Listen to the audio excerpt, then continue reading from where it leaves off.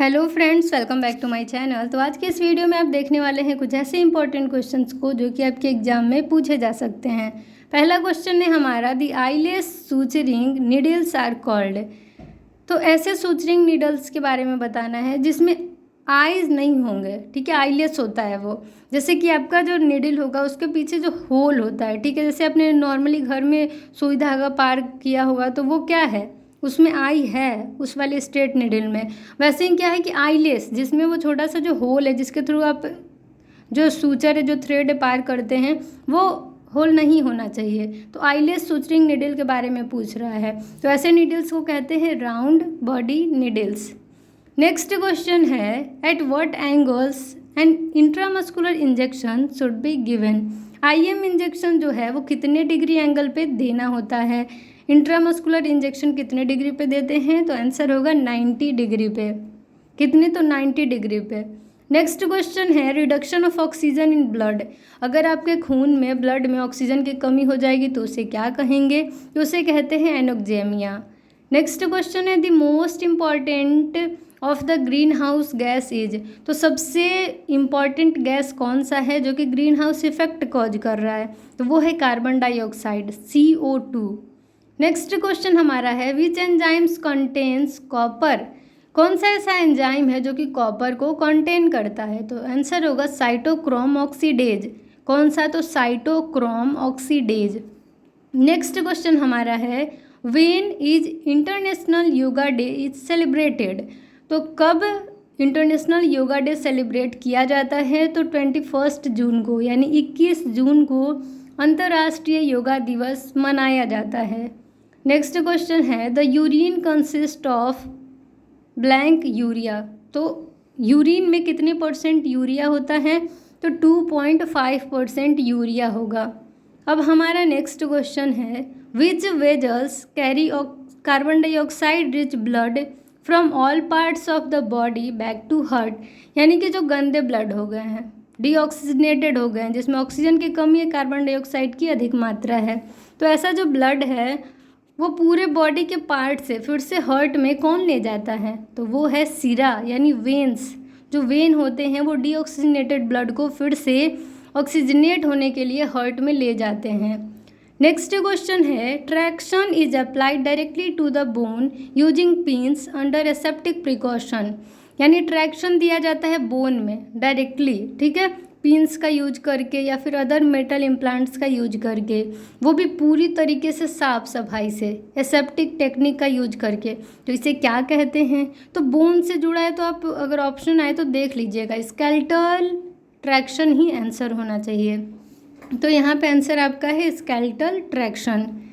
Next question हमारा है, the act of manually compressing the heart and ventilation the lungs in the event of cardiac arrest. तो question हमारा है कि cardiac arrest की condition है जिसपे आपको क्या करना है, तो हार्ट को कंप्रेस करना है और वेंटिलेशन देना है। तो इस प्रोसीजर को क्या कहेंगे मेनली, तो CPR कहते हैं, कार्डियोपुल्मोनरी रिससाइटेशन, या फिर कह सकते हैं basic life support, BLS। Next question हमारा है, non invasive method of estimating arterial oxygen. तो हमारा इसमें आंसर होगा पल्स ऑक्सीमेट्री। पल्स ऑक्सीमेट्री आपने देखा होगा कि पल्स ऑक्सीमीटर एक डिवाइस होता है जो कि फिंगर्स में या फिर हाथ की उंगलियों में या फिर पैर की उंगलियों में या फिर कान के पास ऐसे लगा देते हैं, तो उससे हमारे शरीर में कितना ऑक्सीजन है वो पता लग जाता है। तो नॉन इन्वेजिव का मतलब कि स्किन के अंदर ब्लड के कॉन्टेक्ट में नहीं आ रहा है, बाहर से ही डिवाइस को लगाया और पता चल गया, तो ये हमारा नॉन इन्वेजिव है। तो नॉन इन्वेजिव मेथड क्या है ऑक्सीजन सेचुरेशन को जानने के लिए, तो वो है पल्स ऑक्सीमेट्री। नेक्स्ट क्वेश्चन है, for the examination of the rectum which is the most suitable position. Rectum को एग्जामिन करना है, रेक्टम की जांच करनी है, तो कौन सा पोजीशन सबसे बेस्ट माना जाता है, तो आंसर होगा नी चेस्ट पोजीशन। क्या आंसर होगा, तो knee chest position. Next question है, moving a part away from the body. आपके शरीर से किसी चीज़ को दूर ले जाया जा रहा है तो उसे क्या कहेंगे, तो कहेंगे एबडक्शन, और वही पास लाया जाएगा तो एडक्शन कहेंगे। नेक्स्ट क्वेश्चन है, सिग्मोइडोस्कोपी इज डन इन। तो सिग्मोइडोस्कोपी किस पोजीशन में करते हैं, तो नी चेस्ट पोजीशन में करते हैं। नेक्स्ट क्वेश्चन है the period between exposure of pathogenic organism and onset of symptoms of the disease. आपने ध्यान दिया होगा कि आपके शरीर में कोई बीमारी होती है तो लक्षण आते हैं। लक्षण आने से पहले भी क्या होता है कि जो बीमारी का कारण होती है, जैसे बैक्टीरिया, वायरस, कुछ भी हो गया, तो जब वो डिजीज कॉजिंग माइक्रो ऑर्गेनिज्म आपके शरीर में एंटर किया तो उस समय से लेकर लक्षण आने तक का समय जो है वो इंक्यूबेशन पीरियड कहलाता है। इसे आप समझ गए कि इंक्यूबेशन पीरियड क्या है। तो यही है कि जब वो डिजीज कॉजिंग बीमारी का कारण बनने वाला बैक्टीरिया हो या वायरस हो, कुछ भी हो, आपके शरीर में जिस दिन से घुसा और जब तक लक्षण आया, ठीक है, जब से लक्षण आ रहा है तो उसका जो समय काल है, दोनों के बीच का जो समय है वो क्या है, आपका इंक्यूबेशन पीरियड है। नेक्स्ट क्वेश्चन है devices use to raise the foot और head end of the patient bed are formed. तो ऐसा कौन सा डिवाइस है, ओटी टेबल पे देखा होगा आपने, जिससे पैर वाले हिस्से को या फिर सिर वाले हिस्से का जो एंड है उसको आप जो है ऊपर नीचे कर सकते हैं, उठा सकते हैं, ठीक है, पैर वाले हिस्से को और सिर वाले हिस्से को ऊपर कर सकते हैं, तो उसे कहते हैं bed cradle, bed cradle. Next question हमारा है the definitive treatment for life threatening arrhythmia, ventricular fibrillation and pulseless ventricular tachycardia.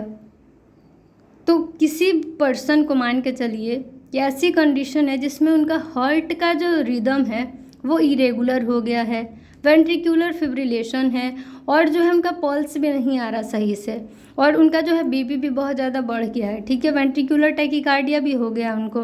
तो इस कंडीशन में जो ट्रीटमेंट देंगे वो होगा सीपीआर देंगे, लेकिन उससे भी पहले अगर आपके पास डिफिब्रिलेटर है तो उसके हेल्प से आपको डिफिब्रिलेशन देना है, इलेक्ट्रिक शॉक प्रोवाइड करना है मरीज को सबसे पहले, तो डिफिब्रिलेशन इसका आंसर होगा। नेक्स्ट क्वेश्चन है an emergency procedure to relieve airway obstruction. Airway में ऑब्स्ट्रक्शन हो रखा है, सांस लेने में दिक्कत हो रही है मरीज को, तो उस कंडीशन में आपातकालीन प्रक्रिया क्या होगी, प्रोसीजर क्या होगा, तो वो होगा आपका ट्रैकियोस्टमी। ट्रैकिया में ओपनिंग करके और ट्रैकियोस्टमी ट्यूब डाल देते हैं। अब हमारा नेक्स्ट क्वेश्चन है Snellen's chart is ended to test. तो यहाँ पे कह रहा है कि स्नेलेंस चार्ट का मेनली क्यों यूज करते हैं, इस टेस्ट का इस्तेमाल कब करते हैं, तो विजन को चेक करने के लिए स्नेलेंस चार्ट का यूज करते हैं। नेक्स्ट क्वेश्चन है the term anaesthesia means. Anaesthesia का मतलब क्या होता है, तो नो सेंसेशन, आपको कुछ पता ही नहीं चलेगा, ना दर्द होगा ना कुछ महसूस होगा। नेक्स्ट क्वेश्चन है anaesthesia is very suitable for surgeries involving lower part of the body. पैर वाले हिस्से का, कमर वाले हिस्से का अगर ऑपरेशन करना है, यानी जो नीचे का हिस्सा है, तो उसके लिए सबसे बेस्ट एनेस्थीसिया कौन सी मानी जाती है, तो वो है आपका स्पाइनल एनेस्थीसिया। अब आपका नेक्स्ट क्वेश्चन है dengue fever caused by a virus transmitted by.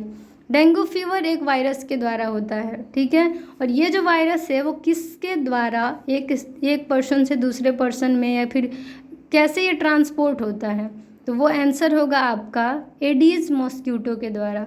Aedes नाम की जो फीमेल मच्छर है उसके द्वारा ये ट्रांसपोर्ट होता है, ट्रांसमिट होता है एक पर्सन से दूसरे पर्सन में। ये मच्छर काटेगी इन्फेक्टेड पर्सन को तो वो हेल्दी पर्सन को भी हो जाएगा, ठीक है, क्योंकि वो कैरी कर लिए इस वायरस को, तो वो हेल्दी पर्सन को काटेगी तो उसमें वो वायरस ट्रांसमिट कर देगी, डाल देगी। अब हमारा नेक्स्ट क्वेश्चन है the heart is surrounded by an outer covering. जो हमारा हृदय है उस पर बाहर एक परत है जो कि उसको चारों तरफ से घेरे रहता है और प्रोटेक्ट किए रहता है, उस परत का नाम क्या है, तो वो है पेरिकार्डियम। नेक्स्ट क्वेश्चन हमारा है cholecystectomy refers to surgical removal of. Cholecystectomy में क्या होता है, किसका सर्जिकल रिमूवल होता है, ऑपरेशन के द्वारा किस हिस्से को बाहर निकाला जाता है, तो वो है पित्ताशय की थैली यानी कि गॉल ब्लैडर। नेक्स्ट क्वेश्चन है the method of sterilising an OT room. OT room को स्टेलाइज करने के लिए सबसे बेस्ट मेथड कौन सा माना जाता है, तो वह है फ्यूमिगेशन। नेक्स्ट क्वेश्चन है the doors of each OT should ideally B.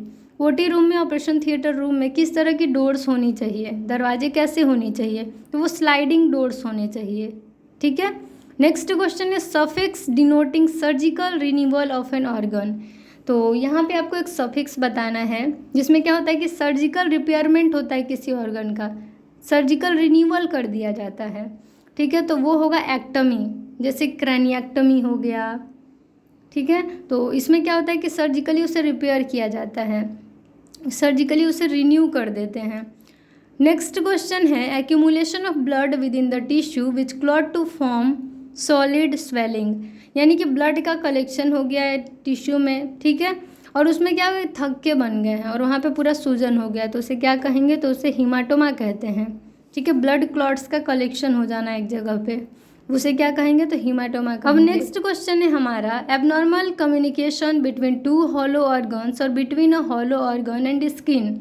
यहाँ पे क्वेश्चन हमारा है कि मान के चलिए कोई दो ऑर्गन है, दो अंग है जिसमें कि रास्ता बन गया और उन दोनों का जुड़ाव हो गया है, या फिर कहें तो स्किन का, बाहर स्किन है और अंदर का कोई हिस्सा है, उन दोनों के बीच में ओपनिंग बन गया है, ठीक है, कनेक्शन बन गया है, तो इसे क्या कहेंगे, तो इसे कहते हैं फिस्टुला, फिस्टुला कहते हैं। तो इस तरीके से ये सारे क्वेश्चन को नोट कर लीजिए, याद कर लीजिए। आई होप ये सारे क्वेश्चन आपको आपके एग्जाम्स में मदद करेंगे। तो इस वीडियो को यहीं पेंड करते हैं। Thank you for watching my video. Channel पर नए हैं तो चैनल को ज़रूर सब्सक्राइब करिए, बेल आइकन को प्रेस कर दीजिए ताकि आपको सारी लेटेस्ट वीडियो की अपडेट्स मिलती रहें। और हमारे चैनल को सपोर्ट करिए, वीडियोज़ को शेयर करिए बहुत सारे बच्चों को ताकि उनको हेल्प मिले एग्जाम्स में। और कमेंट करना और फीडबैक देना ना भूलिए। Thank you, bye. मिलते हैं नए नए क्वेश्चंस के साथ, नए नए टॉपिक के साथ।